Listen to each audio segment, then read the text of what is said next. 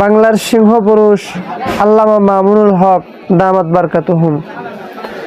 তার বিরুদ্ধে কথা বলার এলেম, জ্ঞান, শক্তি কোনোটাই আমার নাই।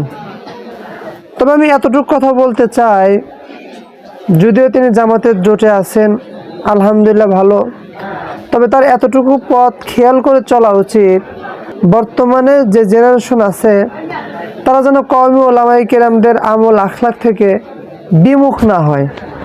যেমন এখন তারা নারীরা সামনে থাকলেও শাইখুল হাদিস আল্লামা মামুনুল হক দামাত বারকাতুহুল আলিয়া কোনো বক্তব্য দিতেছেন না, কোনো বাধা দিতেছেন না, এটা আমাদের মানা খুব কষ্টকর। কারণ শাইখুল হাদিসের ছেলে হয়ে এভাবে প্রকাশ্যে বেপরদা হওয়া, এটা কোনোভাবেই মেনে নেওয়া যায় না।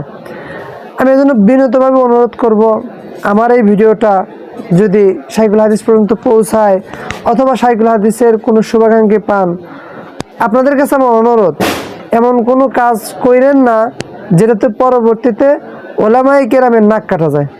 আমি আশা করব আমাদের বাংলার সিংহ পুরুষ আল্লামা মামুনুল হক দামাত বারকাতুহুল আলিয়া ইসলামের নীতি অনুসরণ করবেন ইনশাআল্লাহ।